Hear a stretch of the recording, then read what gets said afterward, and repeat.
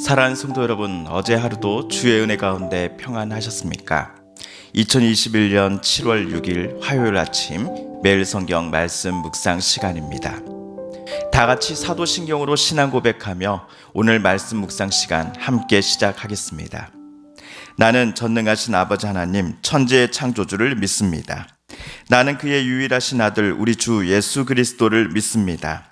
그는 성령으로 잉태되어 동정녀 마리아에게서 나시고 본디오 빌라도에게 고난을 받아 십자가에 못 박혀 죽으시고 장사된 지 사흘 만에 죽은 자 가운데서 다시 살아나셨으며 하늘에 오르시어 전능하신 아버지 하나님 우편에 앉아 계시다가 거기로부터 살아있는 자와 죽은 자를 심판하러 오십니다.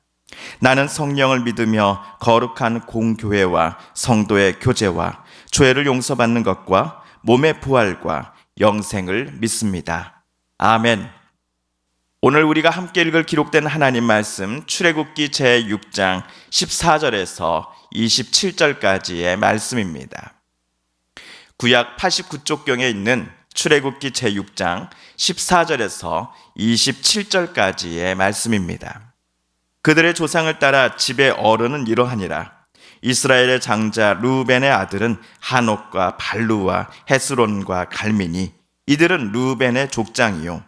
시몬의 아들들은 여무엘과 야민과 오핫과 야긴과 소할과 가나안 여인의 아들 사울이니 이들은 시므온의 가족이요. 레위의 아들들의 이름은 그들의 족보대로 이러하니 게르손과 고핫과 무라리요. 레위의 나이는 137세였으며 게르손의 아들들은 그들의 가족대로 림니와 시므이요. 고핫의 아들들은 아므람과 이스할과 헤브론과 우시엘이요. 고핫의 나이는 133세였으며 무라리의 아들들은 마흘리와 무시니 이들은 그들의 족보대로 레위의 족장이요. 아므람은 그들의 아버지의 누이 요게벳을 아내로 맞이하였고 그는 아론과 모세를 낳았으며 아므람의 나이는 137세였으며 이스할의 아들들은 고라와 네벡과 시그리요. 우시엘의 아들들은 미사엘과 엘사반과 시드리요.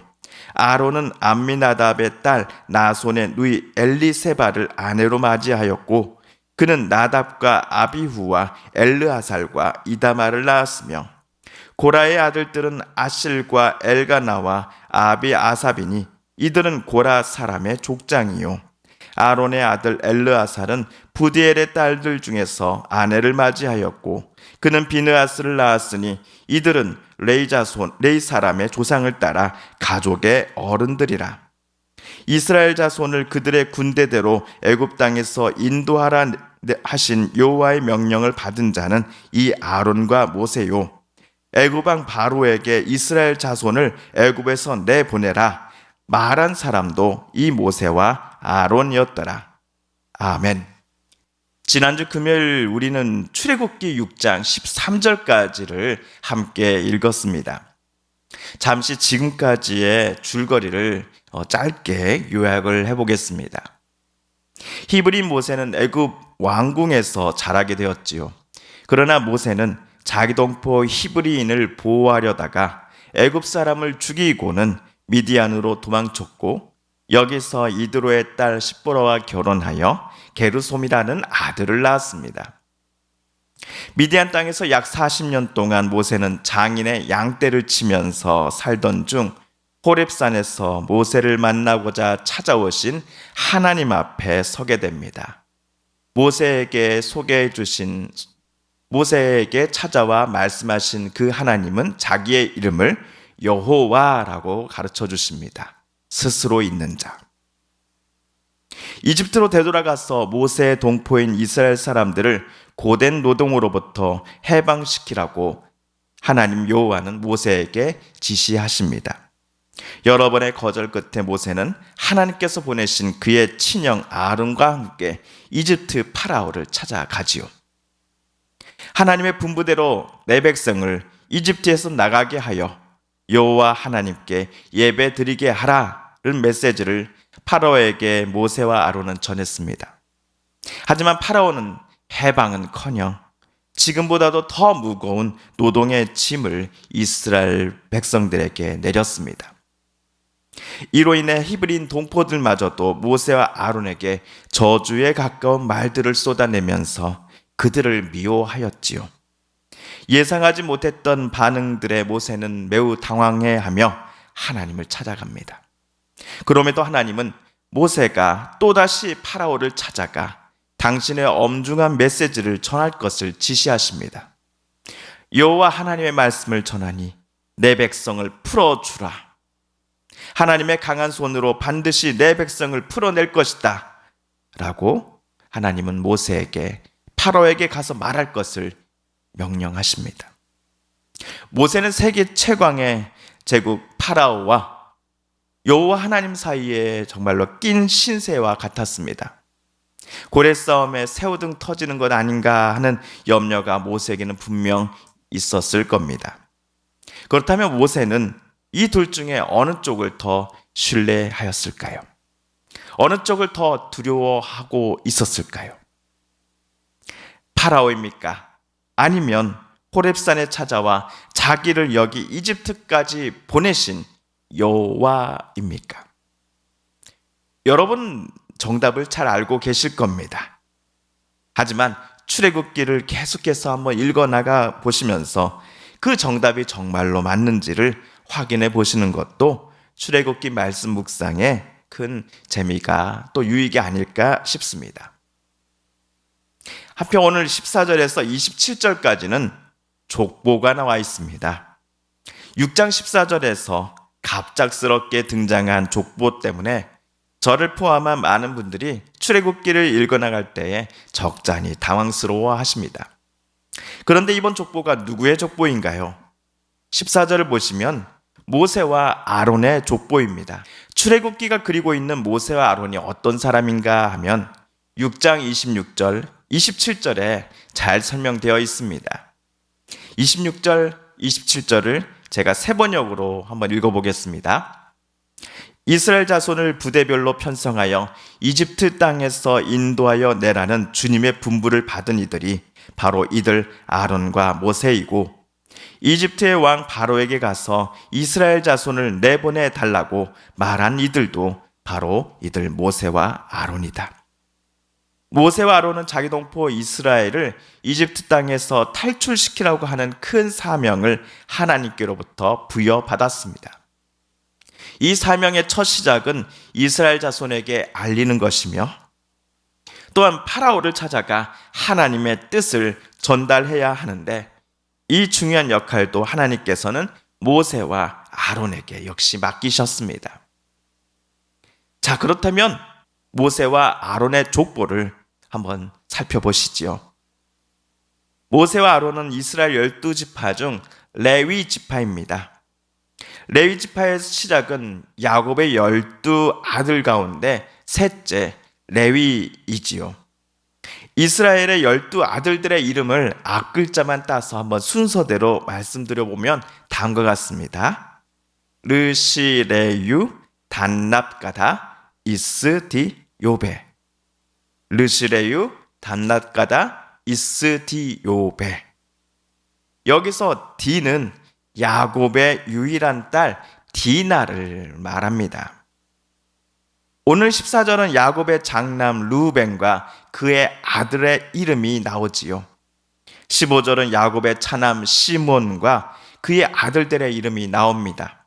그리고 16절에서 야곱의 셋째요 모세와 아론의 제일 윗조상인 레위와 그의 아들들의 이름이 나옵니다. 레위의 아들들의 이름은 차례대로 게르손, 고핫, 무라리. 게르손, 고핫, 무라리입니다. 이 세 명 중에서 우리가 지위 깊게 볼 사람이 레위의 둘째 고핫입니다. 18절에서 고핫의 장남은 아므람이지요. 그리고 20절에서 아므람은 자기 고모 요게벳을 아내로 삼아서 아들 2명을 낳았는데 바로 아론, 모세입니다. 모세와 아론 족보를 정리해보면 야곱의 셋째 아들 레위, 그 다음이 레위의 둘째 아들 고핫, 그 다음은 고앗의 장남 아므람. 이 아므람이 고모 요게벳과 결혼해서 아들을 낳았으니 모세와 아론이었던 겁니다. 23절에서 아론은 친척인 엘리사바와 결혼해서 4명의 아들들을 낳습니다. 나답, 아비유, 엘르아사, 이다말입니다. 25절에서 아론의 셋째 아들 엘르아살이 결혼해서 비느하스를 낳았다라고 성경은 기록하고 있습니다. 한편 24절을 보시면 고라가 나옵니다. 고라가 누군가 하면 21절에 나오는 이스알의 둘째 아들이지요. 이스알은 18절에서 고앗의 둘째 아들이기에 모세와 아론에게는 작은 아버지가 됩니다. 그렇다면 이스알의 아들 고라는 모세와 아론과 사촌지간이 되겠습니다. 그런데 도대체 고라가 누구이기에 제가 모세와 아론 족보를 이야기하면서 이토록 여러분께 자세한 설명을 드리고 있는 걸까요? 다름 아니라 모세와 아론과 사촌지간인 이 고라가 출애굽을 하고서 이스라엘 백성들이 광야를 이동하고 있을 때 이스라엘 백성들을 현혹시켜서는 모세와 아론을 지도자의 자리에서 강제로 끌어내리고자 했던 사람이었기 때문입니다. 백성들이 아론과 모세를 대적하게 만들고서는 그 빈자리에 오르고자 했던 사람이 모세와 아론의 사촌 고라였던 것입니다. 이 이야기는 우리가 구약의 4번째 책인 민수기를 묵상할 때 자세히 살펴보도록 하겠습니다.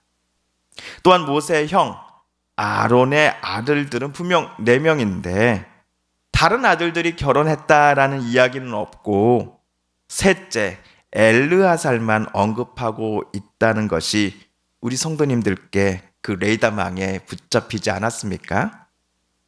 그 이유도 구약의 3번째 책인 레위기를 묵상할 때 말씀드리도록 하겠습니다. 오늘 우리는 모세와 아론의 족보가 기록된 본문을 함께 읽었습니다. 모세와 아론은 하나님께로부터 대단한 사명을 부여받은 사람들임에 틀림없습니다. 그래서 저도 때마침 소개된 그들의 족보를 보면서 그들의 집안은 맨 첫 조상 때부터 늘 하나님께로부터 중요한 말씀들을 전달받고 전해준 사람이었겠거니 라는 생각을 해보았습니다.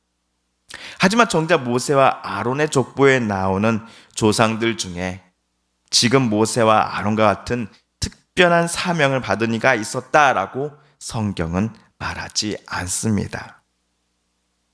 또한 창세기에 직접 가보아도 모세와 아론의 조상인 레위에 대해서 긍정적으로 그려놓는 것은 별로 없습니다.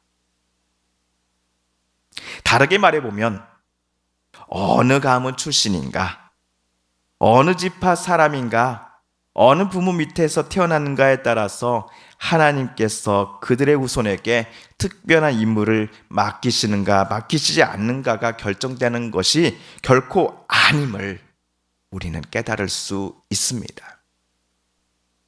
가문, 집안의 재산 유무, 많이 배우고 못 배우고와 상관없이 오늘 하나님께서는 당신의 뜻과 목적에 맞는 사람을 직접 선택하시니 오늘 출애굽기에서는 하나님의 선택을 받은 사람이 바로 모세와 아론이었던 것입니다.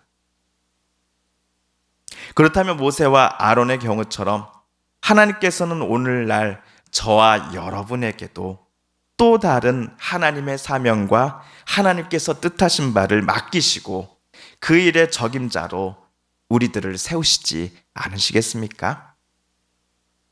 하나님께서 저와 여러분을 하나님 나라를 위하여 부르실 때에 기쁨으로 순종하겠습니다.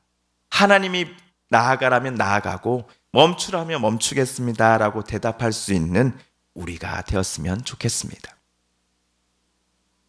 사랑하는 성도 여러분, 오늘 말씀을 읽으실 때 하나님께서 저와 여러분에게 깨닫게 해주신 교훈과 말씀, 들려주신 음성을 기억하시며 이 시간 오늘 함께 읽은 말씀 붙잡고 기도하기를 원합니다. 우리 성도님들과 가족들 중에 하나님의 고쳐주심과 일으켜 세워주심, 그리고 회복시켜주심을 놓고 간절히 기도하는 분들이 계십니다. 하나님 고쳐주소서, 하나님 일으켜 세워주소서, 하나님 치료하여 주소서. 마지막으로 우리가 가지고 나온 간절한 기도 제목, 하나님께 아뢰며 하나님의 은혜의 보좌 앞으로 더 가까이 나아가겠습니다. 함께 기도합니다.